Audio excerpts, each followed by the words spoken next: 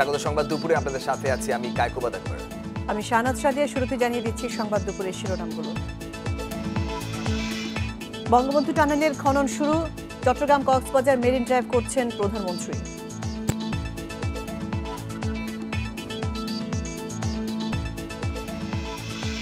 চকবাজারের চুরিহাট্টার আগুনের আলামত বিশ্লেষণ, মেরামত হচ্ছে বিদ্যুৎ লাইন।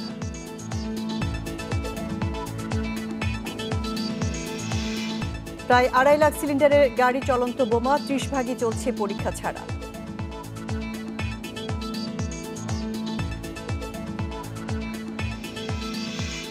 ডাকসুর ভোট পেছানো সহ 7 দাবি ছাত্র দলের, ছাত্রলীগের প্যানেলে আসছে আজ।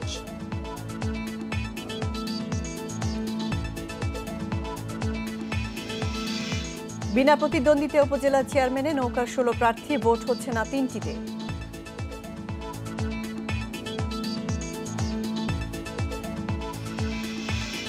শুনছিলেন সংবাদ দুপুরের শিরোনামগুলো। যাচ্ছি পুরো খবরে। শুরু হলো চট্টগ্রামের কর্ণফুলী নদীতে বঙ্গবন্ধু টানেল নির্মাণের খনন কাজ। প্রধানমন্ত্রী শেখ হাসিনা বললেন, এটি হলে শিল্প, পর্যটন ও ব্যবসা বাণিজ্যের প্রসার ঘটবে, কর্মসংস্থানের পাশাপাশি বাড়বে রপ্তানি। এছাড়া সুধী সমাবেশে চট্টগ্রাম থেকে কক্সবাজার পর্যন্ত মেরিন ড্রাইভ করার ঘোষণা দেন প্রধানমন্ত্রী।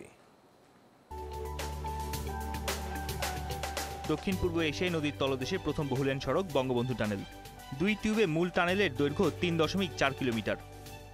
এরই মধ্যে টানেলের 32 ভাগ কাজ শেষ হয়েছে। প্রায় 10,000 কোটি টাকা প্রকল্পের 60 ভাগ দিচ্ছে চীন, বাকিটা বাংলাদেশের। সকালে টানেলের বোরিং কাজের উদ্বোধন করেন প্রধানমন্ত্রী। এর নির্মাণ কাজ শেষ হবে 2022 সালে। একই সাথে পতেঙ্গায় এলিভেটেড এক্সপ্রেসওয়ের নির্মাণ কাজেরও উদ্বোধন করেন। এরপর পতেঙ্গায় সুধী সমাবেশে যোগ দেন প্রধানমন্ত্রী। এ সময় তিনি বলেন, বঙ্গবন্ধু টানেল চালু হলে গতিশীল হবে অর্থনীতির চাকা। আমাদের এই টানেল নির্মাণ হলে যোগাযোগের শুধু সুবিধা তা হবে না, আমাদের ব্যবসা বাণিজ্য, শিল্পায়ন সব কিছুই উন্নতি হবে। সেদিকে লক্ষ্য রেখেই আমরা সমস্ত কাজ করে যাচ্ছি। চট্টগ্রাম গোটা অঞ্চলটাই আরও উন্নত হবে, সমৃদ্ধশালী হবে। আর পদ্মা সেতু নির্মাণ হয়ে গেলে আমার দক্ষিণ অঞ্চল আরও উন্নত হবে, সমৃদ্ধশালী হবে। ওই অঞ্চলে ব্যবসা বাণিজ্য বৃদ্ধি পাবে, আমাদের জিডিপিতে আরও অনেক নম্বর যোগ হবে। 7.86 আমাদের জিডিপি, ইনশাআল্লাহ এটাকে আমরা ডাবল ডিজিটে নিয়ে যাব। আনোয়ারা থেকে পটিয়া পর্যন্ত 10 কিলোমিটার 4 লেনের সড়ক করা হবে বলে আশ্বাস দেন প্রধানমন্ত্রী। এই অঞ্চল চট্টগ্রাম গোটা অঞ্চলটাই আরও উন্নত হবে, সমৃদ্ধশালী হবে। চট্টগ্রাম থেকেই সোজা সমুদ্রের পাড় দিয়ে মেরিন ড্রাইভ করে কক্সবাজার পর্যন্ত সংযুক্ত যাতে করা যায় সে ব্যবস্থা করব। এটা সম্ভব হবে মিরেরসরাই থেকে যদি আমরা কক্সবাজার পর্যন্ত এরকম মেরিন ড্রাইভ করতে পারি। প্রধানমন্ত্রী বলেন, পদ্মা সেতু নিয়ে দুর্নীতির অপপ্রচার চালিয়েছে বিশ্বব্যাংক, কিন্তু প্রমাণ করতে পারেনি। বন ইবনে কামাল, ইন্ডিপেন্ডেন্ট নিউজ। চকবাজারের চুরিহাটে আগুনের ঘটনায় প্রত্যক্ষদর্শীদের বক্তব্য, ঘটনাস্থলের আলামত বিশ্লেষণ করছে স্বরাষ্ট্র মন্ত্রণালয়ের তদন্ত দল। সকালে ঘটনাস্থলে গিয়ে একথা জানিয়েছেন তদন্ত কমিটির আহ্বায়ক, স্বরাষ্ট্র মন্ত্রণালয়ের অতিরিক্ত সচিব প্রদীপ রঞ্জন চক্রবর্তী। তিনি জানিয়েছেন, এর মধ্যে 30 জনের বেশি প্রত্যক্ষদর্শীর সঙ্গে কথা বলেছেন তারা। পাশাপাশি গণমাধ্যমে আসা বিভিন্ন তথ্য বিশ্লেষণ করা হচ্ছে। এদিকে চকবাজারের হাজী ওয়াহেদ মঞ্জিল থেকে আজও রাসায়নিক দ্রব্য সরাচ্ছে ঢাকা দক্ষিণ সিটি কর্পোরেশন। কর্পোরেশনের আঞ্চলিক কর্মকর্তা উদয়ন দেওয়ান জানিয়েছেন, এসব দ্রব্য কেরানীগঞ্জ পাঠানো হবে। জুতার কালি সহ নানান রাসায়নিক দ্রব্য রয়েছে সেখানে। পুরান ঢাকার অন্যান্য এলাকায় রাসায়নিক দ্রব্যের গুদাম আছে কিনা তা দেখতে শিগগিরই অভিযানে নামবে সিটি কর্পোরেশন। এদিকে বিদ্যুৎ ও পানির লাইন ঠিক করতে কাজ করছে ডিপিডিসি ও ওয়াসা।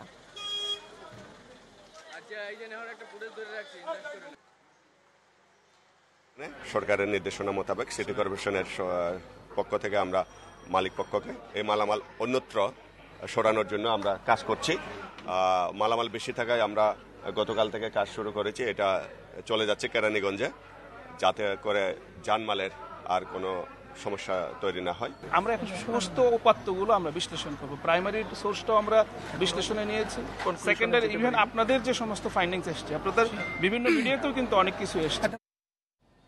চকবাজারের ওয়াহেদ মঞ্জিলের সামনে আছেন সহকর্মী আলামিন হোসেন, বিস্তারিত জানবো তার কাছ থেকে। আলামিন, ওয়াহেদ মঞ্জিলের রাসায়নিক অপসারণ এখন কোন পর্যায়ে আছে? আজকের মধ্যে কাজ শেষ হবে কিনা? আর স্বরাষ্ট্র মন্ত্রণালয়ের তদন্ত দলের সদস্যরা ঘটনাস্থলে এসে কি বলেছেন আপনাদেরকে?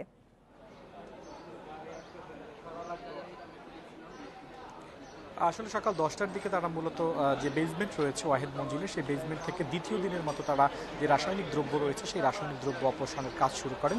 তো সেক্ষেত্রে তারা হচ্ছে আরও বেশ কয়েকদিন মানে বেশ কিছু সময় লাগবে, অর্থাৎ সেই ঘটনাটা ঠিক কতটা সময় লাগবে সে বিষয়ে আসলে আমাদের কোনো কিছু বলেন না। অর্থাৎ টোটাল বেসমেন্ট যেটা, সেই ফার্স্ট ফ্লোরটা কিন্তু একদমই কানায় কানায় রাসায়নিক পণ্য বা বিভিন্ন পণ্য ভাষা। যদিও সিটি কর্পোরেশনের কর্মকর্তা সেখানে বলেছেন যে বিস্ফোরক পরিদপ্তর থেকে যে 29টি বিস্ফোরকের কেমিক্যালের নাম বলা হয় তার মধ্যে আমি যদি আপনাকে একটু দেখাই, আপনি দেখাতে চাই, আপনি দেখতে পাচ্ছেন এখানে যেটা, এটা হচ্ছে কিন্তু প্লাস্টিকের গুঁড়ো, এগুলো হচ্ছে প্লাস্টিকের গুঁড়ো, অর্থাৎ এই গুঁড়োগুলো কিন্তু একদমই আমরা যে ড্রেনটা দেখতে পাচ্ছেন এই ড্রেনটা কিন্তু কানায় কানায় পরিপূর্ণ।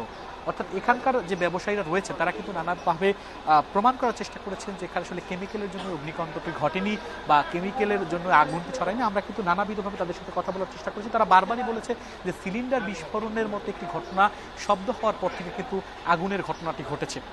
যদিও আমরা জানতে চেয়েছি যেখানে আসলে সিলিন্ডার বিস্ফোরণের ঘটনাটি ঘটেছে সেই সিলিন্ডার বেশ কয়েকটি যে গাড়ি পুড়ে গেছে প্রাইভেট কার, তার বেশ একটি গাড়ি অন্তত আমরা দেখতে পেয়েছি যেটার সিলিন্ডারটি এখনও কিন্তু অবিস্ফোরিত রয়েছে। এবং পাশাপাশি আমরা জানতে চেয়েছি যেখানে বিস্ফোরণটি হয় যদি কোনো ওয়ালের পাশে হয় কিংবা কোনো ভবনের পাশে হয় তাহলে সেই ভবনের একটি অংশ কিন্তু ধসে পড়ার কথা। আমরা এই বিষয়টি নিয়েও ফায়ার সার্ভিসের যে সমস্ত কর্মীরা রয়েছেন এখানে তাদের কাছে জানতে চেষ্টা করেছি যে আসলে ঘটনাটি কীভাবে ঘটেছে। তারাও আসলে বলছে যে তদন্ত সাপেক্ষে, অর্থাৎ কোনো ঘটনা ঘটার পরে কোনো তদন্তের পরে তারা আসলে কি হয়েছিল সেটা বলতে পারবে। যদিও তারা বারবার সিলিন্ডারের কথা বলছেন, সেই সিলিন্ডারের কিন্তু ধ্বংসাবশেষ আসলে আমরা এখানে কোনো কিছু পাইনি। আর আপনি যেমনটা বলছিলেন যে স্বরাষ্ট্র মন্ত্রণালয়ের যে তদন্ত কমিটি এখানে আসছেন তারা কি বলছেন, তাদের কাছে আসলে আমরা এই বিষয়ের সামগ্রিক বিষয়ে জানতে চেয়েছিলাম। তারা বলছেন 30 জনের মতো প্রত্যক্ষদর্শীদের তারা কথা বলেছেন।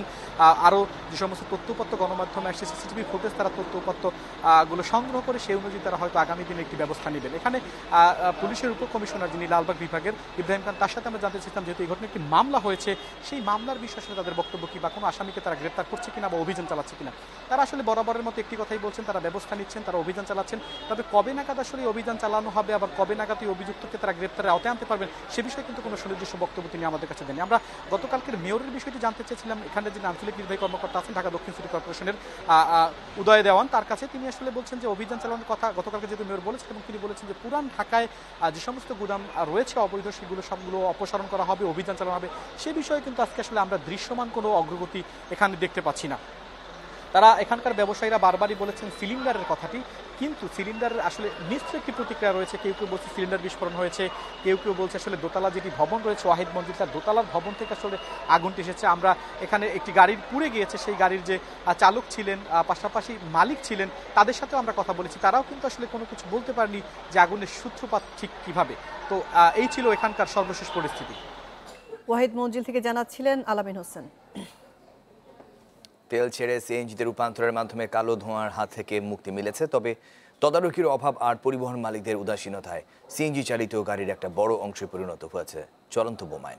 বিস্ফোরক অধিদপ্তর বলছে পুনঃপরীক্ষা বা রিটেস্টিং ছাড়াই সড়কে চলছে অন্তত 30% সিএনজি সিলিন্ডারযুক্ত গাড়ি। তেজগাঁওয়ের এই কনভার্সন ওয়ার্কশপে দিনে গড়ে 8টি করে গাড়ির সিলিন্ডার পুনঃপরীক্ষা হয়। রাজধানীর প্রায় 36,000 গাড়ি সিএনজিতে রূপান্তর হয়েছে এখানে।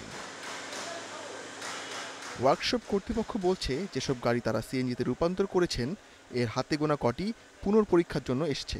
5 বছর পর পর যে রিটেস্ট করার কথা, বিশেষ করে আমরা এখনও প্রতিদিন 8টা-10টা গড়ে আমরা সিলিন্ডার রিটেস্ট করি।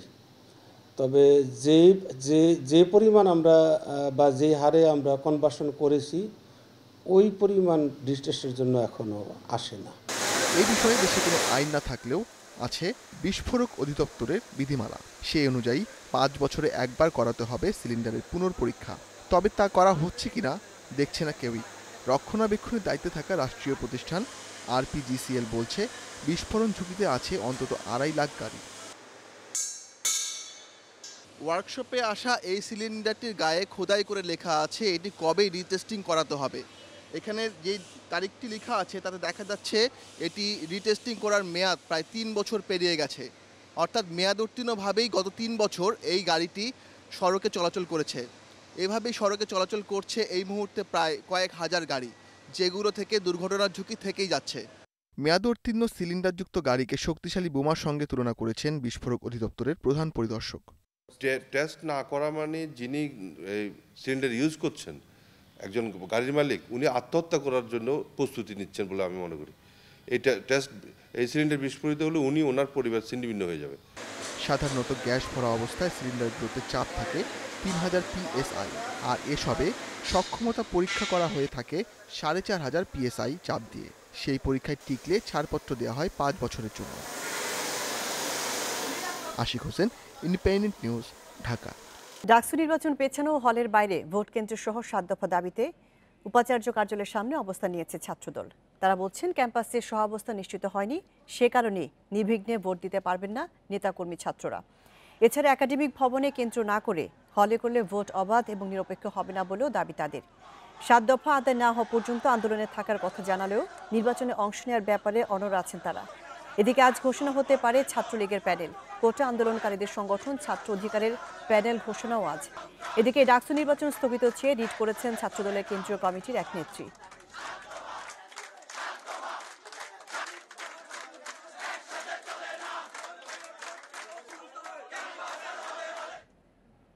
এই মুহূর্তে ঢাকা বিশ্ববিদ্যালয় ক্যাম্পাসে আছেন সহকর্মী নূরে আলম। বিস্তারিত জানবো তার কাছ থেকে। নূরে আলম, ডাকসু নির্বাচন পেছনে এবং হলের বাইরে ভোট কেন্দ্র সহ 7 দফা দাবিতে উপাচার্য কার্যালয়ের সামনে অবস্থান নিয়েছে ছাত্রদল। এই বিষয়ে বিশ্ববিদ্যালয় কর্তৃপক্ষ কি বলছে? বিশ্ববিদ্যালয় কর্তৃপক্ষের সাথে আমি কথা বলেছিলাম। বিশ্ববিদ্যালয়ের প্রক্টর আমাদেরকে যেটি জানিয়েছে, ঢাকা বিশ্ববিদ্যালয়ের সবারই গণতান্ত্রিক প্রক্রিয়ায় যে কোনো কর্মসূচি পালন করার অধিকার রয়েছে, সেহেতু ছাত্রদল এই ধরনের কর্মসূচি পালন করতে পারে। এর বাইরে ছাত্রদল অবস্থান ধর্মঘট শেষ করে বিশ্ববিদ্যালয়ের উপাচার্যের সাথে সাক্ষাৎ করে এবং সেই সাক্ষাৎ উপাচার্য তাদেরকে কোনো আশ্বাস দেয়নি অথবা কোনো মন্তব্য করেননি। তারা শুধুমাত্র তাদের স্মারকলিপিটি দিয়ে তারপরে চলে যায়। বিষয়টি নিয়ে আমি বিশ্ববিদ্যালয় প্রক্টরের সাথে কথা বলেছিলাম। প্রক্টর আমাদেরকে যেটি বলছেন যে ডাকসু নির্বাচন হবে ডাকসুর গঠনতন্ত্র অনুযায়ী, এখানে আসলে কোনো দাবি মানার কোনো সুযোগ এই মুহূর্তে নেই এবং নির্বাচন যে 11ই মার্চ, সেই 11ই মার্চই নির্বাচন করতে হবে। কারণ অন্যান্য যেসব ছাত্র সংগঠনগুলো আছে সেই ছাত্র সংগঠনগুলো দাবি জানাচ্ছে যে নির্দিষ্ট সময়ের মধ্যে ডাকসু নির্বাচন করতে হবে। এরই মধ্যে ডাকসু নির্বাচনের প্রস্তুতি একদমই শেষ পর্যায়ে। আজকের কিছুক্ষণ পরেই ছাত্রলীগ তার নির্বাচনকে কেন্দ্র করে তাদের প্যানেল ঘোষণা করবে এবং সেই প্যানেলে কারা আসতে যাচ্ছে এবং তাদের একটি তালিকায় এরই মধ্যে চূড়ান্ত করেছে আওয়ামী লীগের উচ্চ পর্যায়ের যে গঠিত কমিটি রয়েছে তারা। এখানে ডাকসু নির্বাচনে ভিপি প্রার্থী হতে যাচ্ছে ছাত্রলীগের সভাপতি রেজাউনুল হক চৌধুরী শোভন, জিএস প্রার্থী হতে যাচ্ছে ছাত্রলীগের সাধারণ সম্পাদক গোলাম রাব্বানী এবং এজিএস প্রার্থী হতে যাচ্ছে ঢাকা বিশ্ববিদ্যালয় ছাত্রলীগের সাধারণ সম্পাদক সাদ্দাম হোসেন। নূরে আলম, ছাত্রদল 7 দফা দাবির কথা জানালো, কিন্তু বলেছে যে ভোটে তারা অংশ নিচ্ছে। আজ কি তারা মনোনয়ন ফর্ম সংগ্রহ করতে পারে? আমরা ছাত্রদলের সাধারণ সম্পাদকের সাথে কথা বলেছিলাম। তারা বলছে যে এরই মধ্যে তারা চূড়ান্ত করেছে যে নির্বাচনে অংশ নেবে। আর তারই ধারাবাহিকতায় আগামীকাল সকালে তারা তাদের প্যানেল চূড়ান্ত করবে এবং এই প্যানেল চূড়ান্ত হওয়ার পরই তাদের মনোনয়ন ফর্ম নিবে বলে ছাত্রদলের সাধারণ সম্পাদক আমাদেরকে জানিয়েছেন এবং তারা বলছে যে তাদের আন্দোলনের অংশ হিসেবেই এই নির্বাচনে তারা অংশ নিচ্ছেন এবং দাবি আদায়ে নির্বাচনের আগ পর্যন্ত তারা তাদের কর্মসূচি চালিয়ে যাবেন বলেও এরই মধ্যে ঘোষণা করেছেন। এছাড়া বাম সংগঠনগুলোর সাথে আমরা কথা বলেছিলাম। বাম সংগঠনগুলো তাদের প্যানেল বলতে গেলে একেবারেই চূড়ান্ত করে ফেলেছে। আজকে যে কোনো মুহূর্তে তারা তাদের প্যানেল ঘোষণা দিতে পারে। ছাত্র মৈত্রী তারাও তাদের প্যানেল চূড়ান্ত করে ফেলেছে, তারাও তাদের প্যানেল কিছুক্ষণের মধ্যেই ঘোষণা দিবে। মোট কথা আজকের বিকেলের মধ্যেই প্রায় সবগুলো ছাত্র সংগঠনই তাদের প্যানেল চূড়ান্ত করে ফেলবে, যেহেতু আগামীকাল শেষ দিন মনোনয়নপত্র নেয়ার এবং তার পরের দিন মনোনয়নপত্র জমা দেওয়া শেষ দিন। তাই আগামীকালের মধ্যেই সব ছাত্র সংগঠনের তাদের প্যানেল চূড়ান্ত করতে হবে। তারই ধারাবাহিকতায় আমরা যতটুকু জানতে পেরেছি যে আজকের মধ্যেই বেশিরভাগ ছাত্র সংগঠন তাদের মনোনয়নপত্র এবং প্যানেল চূড়ান্ত করে ফেলবে। আর বিশ্ববিদ্যালয় প্রশাসন বলছে যে নির্বাচনের পরিবেশ সুষ্ঠু রাখার জন্য সকল ধরনের ব্যবস্থা তারা এরই মধ্যে গ্রহণ করেছে এবং নির্বাচনে সকল দলের জানাচ্ছিলেন নূরে আলম। পরের খবরটিতে প্রথম ধাপের উপজেলা নির্বাচনে চেয়ারম্যান পদে বিনা প্রতিদ্বন্দ্বিতায় নির্বাচিত হয়েছেন 16 জন। তারা সবাই আওয়ামী লীগের প্রার্থী। এছাড়া চেয়ারম্যান, ভাইস চেয়ারম্যান ও নারী ভাইস চেয়ারম্যান সব পদেই একক প্রার্থীরা নির্বাচিত হওয়ায় ভোটই হচ্ছে না 3 উপজেলায়। জামালপুরের মেলান্দহ ও মাদারগঞ্জ উপজেলায় ভোট হওয়ার কথা ছিল 10 মার্চ। তবে দুই উপজেলাতেই চেয়ারম্যান, ভাইস চেয়ারম্যান ও নারী ভাইস চেয়ারম্যান পদে একক প্রার্থী থাকায় ভোট গ্রহণের দরকারই হয়নি। সদর ও সরিষাবাড়ী উপজেলাতেও আওয়ামী লীগের প্রার্থীরা চেয়ারম্যান নির্বাচিত হয়েছেন বিনা প্রতিদ্বন্দ্বিতায়। আমাদের সাংগঠনিক অবস্থার কারণে আর আমাদের সাথে প্রতিদ্বন্দ্বিতা করার সাহস তারা রাখছে না, যে কারণেই আমরা মনোনীত হওয়ার পরে বিরোধী কোনো প্রার্থী না থাকায় বিনা প্রতিদ্বন্দ্বিতায় নির্বাচিত হয়েছি। আওয়ামী লীগের বিদ্রোহী প্রার্থী ছিল নেত্রকোনা সদর ও কেন্দুয়া উপজেলায়। কেন্দ্রের হস্তক্ষেপে তারা সরে যাওয়ায় ভোটের আগেই নির্বাচিত হয়েছেন দলের মনোনীত প্রার্থীরা। আমি নির্বাচনের পূর্বেই আমি বেসরকারিভাবে নির্বাচিত হয়েছি, এই জন্য আমি দলের প্রতি কৃতজ্ঞ। আমি জনগণের কাছে থেকে জনগণের কল্যাণে আমি কাজ করে যাব। ভোটের লড়াইয়ে যেতে হয়নি সিরাজগঞ্জ সদর, উল্লাপাড়া ও কাজীপুরের আওয়ামী লীগের চেয়ারম্যান প্রার্থীকে। প্রতিদ্বন্দ্বীরা মনোনয়ন প্রত্যাহার করায় বেসরকারিভাবে নির্বাচিত ঘোষণা করা হয়েছে তাদের। নাটোর সদর উপজেলায় চেয়ারম্যান, ভাইস চেয়ারম্যান ও নারী ভাইস চেয়ারম্যান সব পদেই নির্বাচিত হয়েছেন একক প্রার্থী। বঙ্গবন্ধুর ক্ষুধামুক্ত, দারিদ্র্যমুক্ত সোনার বাংলা প্রতিষ্ঠার যে প্রত্যয়, যে শপথ আমরা নিয়েছি, ইনশাল্লাহ সেই লক্ষ্যে উন্নত সমৃদ্ধ বাংলাদেশ গড়ার জন্য আমি কাজ করে যাব। রাজশাহীর মোহনপুর ও বাঘা, নীলফামারী সদর এবং পঞ্চগড়ের বোদা উপজেলাতেও চেয়ারম্যান নির্বাচিত হয়েছেন বিনা প্রতিদ্বন্দ্বিতায়। Mostafizur Rahman, independent news desk. Dhaka medical college হাসপাতালে নতুন ভবন থেকে এক নবজাতককে উদ্ধার করা হয়েছে। সকাল 7টায় মেডিসিন বিভাগের গোসলখানা থেকে শিশুটিকে উদ্ধার করা হয়। পরে তাকে হাসপাতালের নিবিড় পরিচর্যা কেন্দ্রে ভর্তি করা হয়। নবজাতকের মা, বাবা বা কোনো আত্মীয়ের কোনো খোঁজ পাওয়া যায়নি এখনও। শিশু উদ্ধারের ঘটনায় সিসিটিভির ফুটেজ দেখে অনুসন্ধান শুরু করেছে হাসপাতাল কর্তৃপক্ষ। হাসপাতালের পরিচালক জানিয়েছেন, শিশুটি হাসপাতালের ভর্তি কোনো গর্ভবতীর না। ঘটনাটি খতিয়ে দেখা হচ্ছে বলে জানিয়েছেন তিনি। শিশুটির অবস্থার শঙ্কামুক্ত নয় উল্লেখ করে তিনি আরও বলেন, এ বিষয়ে শাহবাগ থানায় একটি সাধারণ ডায়েরি করা হয়েছে। আমাদের তো পুরো হাসপাতাল তো একেবারে সব জায়গাটাই আপনার সিসি ক্যামেরার আওতায় নাই, তারপরও ওই আশপাশের যে এলাকাতে কোনো কিছু দেখা যায় কিনা সেগুলি নিয়ে আমরা একটু পরে হয়তো স্টাডি করব, যে কিছু উদ্ধার করা যায় কিনা, যেটা কে রেখে গেল। আমরা চেষ্টা করে যাচ্ছি যাতে এই নবজাতককে বাঁচিয়ে রাখা যায়। উচ্চ মাধ্যমিক বিদ্যালয় না থাকায় ফরিদপুরের চরাঞ্চলের অনেক শিশুই প্রাথমিকের গণ্ডি পেরিয়েই ঝরে পড়ে। বাল্যবিয়ের কারণে অনেক মেয়ের ভবিষ্যৎ অঙ্কুরেই বিনষ্ট হয়। এই পরিস্থিতি পরিবর্তনে দ্রুত কার্যকর পদক্ষেপ নেওয়ার আশ্বাস দিয়েছেন জেলা প্রশাসক।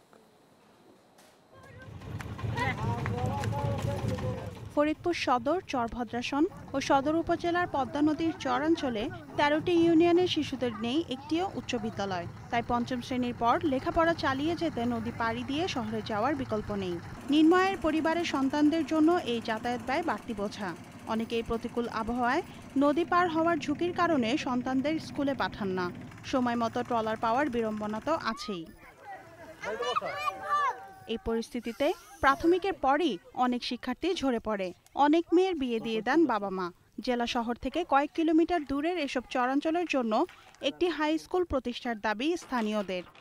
আমাদের এই জায়গায় হাই স্কুল নেই বলে আমরা নৌকা পার হয়ে উপরে যে পড়াশোনা করি, অনেক কষ্ট হয় আমাদের। একটা ওই হাই স্কুল নেই, তার জন্য আমরা নৌকায় কষ্ট করে যাওয়া আসা করি, পড়াশোনা করি। সংকট সমাধানে প্রয়োজনীয় ব্যবস্থা নেওয়ার আশ্বাস দিলেন জেলা প্রশাসক। তাদের একটা সমস্যা এর আগে আমাকে জানানো হয়েছিল যে তাদের যাতায়াতে, স্কুল টাইমের সাথে যাতায়াতের বিষয়টা মিলে না। সেক্ষেত্রে কিন্তু আমরা এবং এনজিও, কয়েকটা এনজিও সহযোগিতা নিয়ে আমরা কিন্তু তাদের স্কুলে আসার সময়টা এবং যাওয়ার সময়টা স্পেশাল 2টা ট্রলারের ব্যবস্থা করে দিয়েছি। চরাঞ্চলে 7,000 শিক্ষার্থীর জন্য উচ্চ বিদ্যালয় না থাকলেও সরকারি ও বেসরকারি প্রাথমিক বিদ্যালয় আছে 30টি। Independent news desk. কিশোরগঞ্জের হাওড়বেষ্টিত উপজেলার নিকলি থেকে করিমগঞ্জের মরিচখালী পর্যন্ত সড়কটি নির্মাণ হচ্ছে। রাষ্ট্রপতি আব্দুল হামিদের নামে এ সড়ক চালু হলে যোগাযোগ ব্যবস্থা ও জীবনমানের উন্নয়ন হবে এ অঞ্চলের মানুষের। এ বছরের শেষে সড়কটি চালুর আশা করছে এলজিইডি। একসময় বর্ষাকালে নৌকা আর শুকনো মৌসুমে পায়ে হাঁটা ছাড়া চলাচলের আর কোনো ব্যবস্থা ছিল না নিকলি ও করিমগঞ্জ উপজেলার মানুষের। হাওরবাসীর এই দুর্ভোগ লাঘবে গত বছর প্রায় 11 কিলোমিটার দৈর্ঘ্য ও 24 ফুট চওড়া এই সড়ক নির্মাণের কাজ শুরু করে এলজিইডি। এই সড়কে রয়েছে 3টি বড় সেতু ও 24টি কালভার্ট। এলজিইডির উপজেলা প্রকৌশলী জানান, এরই মধ্যে সড়কের প্রায় 80% কাজ শেষ। চলতি বছরের শেষেই এটি চলাচলের জন্য উন্মুক্ত করা হবে।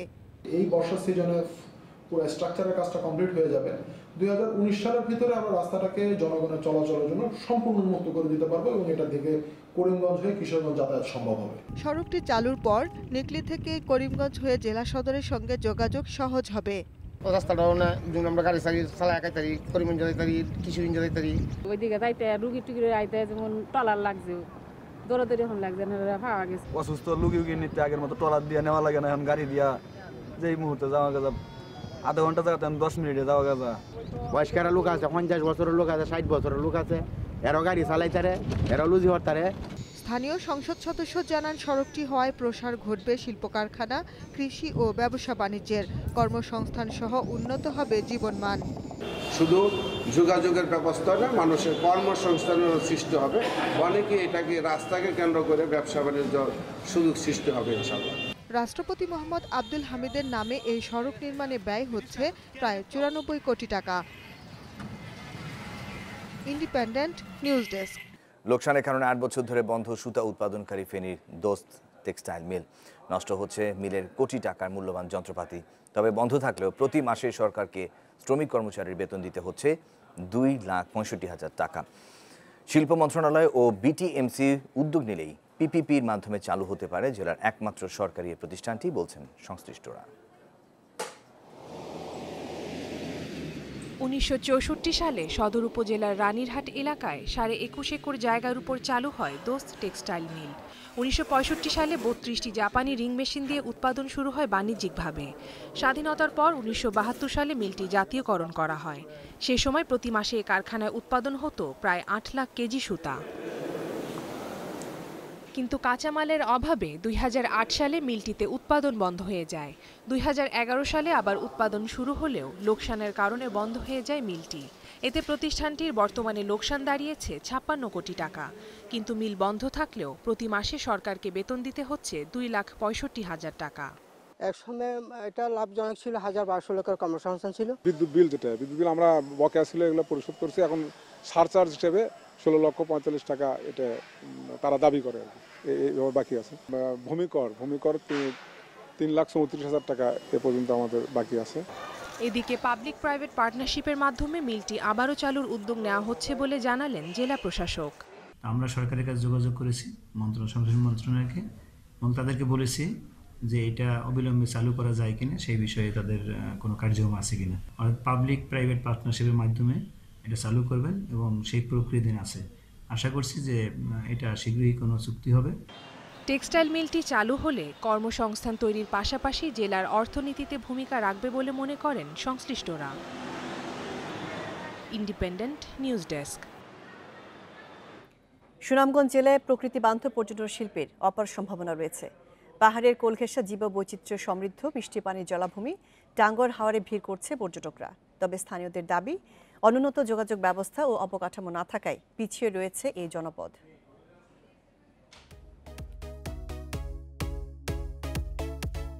হাওর ভাটির সীমান্তবর্তী এলাকা সুনামগঞ্জ জেলার ধর্মপাশা ও তাহিরপুরের প্রায় 100 বর্গ কিলোমিটার এলাকা নিয়ে হাওর অঞ্চল বিস্তৃত। সমৃদ্ধ জলজ বন এবং দেশি ও পরিযায়ী পাখির কলকাকলিতে মুখরিত টাঙ্গুয়ার হাওর, যা দেখতে প্রতি বছর হাজারো দেশি বিদেশি পর্যটক আসেন এই অঞ্চলে। কিন্তু অবকাঠামো, যোগাযোগ ব্যবস্থা সহ নানা সমস্যায় জর্জরিত এই পর্যটন এলাকা। এছাড়াও তাহিরপুরে টুরিস্ট পুলিশ না থাকায় পর্যটকেরা আছেন নিরাপত্তাহীনতায়। রয়েছে আবাসন, স্যানিটেশন সহ নানা সমস্যা। খাওয়া দাওয়ার ব্যাপারে বা থাকা খাওয়া বা হোটেল এইসব ব্যাপারে একটু কি হয়, অনেক সময় এই তারা সুবিধাটা পায় না। অধিকাংশ পর্যটকেই রাত্রি যাপন করে, কিন্তু এই রাত্রি যাপন করার সময় এই পর্যটকরা নিরাপত্তাহীনতায় ভুগে। এখানে যদি টুরিস্ট পুলিশ কিংবা টুরিস্ট গাইড দেওয়া হতো তাহলে এখানে নিরাপত্তা ব্যবস্থাটা আরো ভালো হতো। সুনামগঞ্জকে পর্যটক বান্ধব করতে নানা পরিকল্পনার কথা জানালেন জেলা প্রশাসক। পাবলিক প্রাইভেট পার্টনারশিপের মাধ্যমে বৃহৎ আয়তনের বিনোদন কেন্দ্র এবং হোটেল নির্মাণের কার্যক্রম করা যায় কিনা সেই ধরনের একটি সম্ভাব্যতা আমরা যাচাইয়ের উদ্যোগ নিয়েছি। টাঙ্গুয়ার হাওরের মোহনীয় রূপ দেখে তৃপ্তি রেশ কাটতে না কাটতেই এখানে দেখা যাবে বারিকটিলা এবং ভারতের মেঘালয় পাহাড়ের গোমঘাটা এলাকা দিয়ে নেমে আসা জাদুকাটা নদীর স্বচ্ছ পানি আর বালুর মাখামাখি। Independent news desk. শেষ করব সংবাদ দুপুর। যাওয়ার আগে শিরোনাম জানিয়ে দিচ্ছি আরেকবার। বঙ্গবন্ধু টানেলের খনন শুরু। চট্টগ্রাম কক্সবাজার মেরিন ড্রাইভ করছেন প্রধানমন্ত্রী। চকবাজারে চুরিহাটের আগুনের আলামত বিশ্লেষণ, মেরামত হচ্ছে বিদ্যুৎ লাইন। প্রায় 2.5 লাখ সিলিন্ডারের গাড়ি চলন্ত বোমা, 30 ভাগই চলছে পরীক্ষা ছাড়া। ডাকসুর ভোট পেছানো সহ 7 দফা দাবি ছাত্রদলের, ছাত্রলীগের প্যানেল আসছে আজ। বিনা প্রতিদ্বন্দ্বিতায় উপজেলা চেয়ারম্যান নৌকার 16 প্রার্থী, ভোট হচ্ছে না 3টিতে।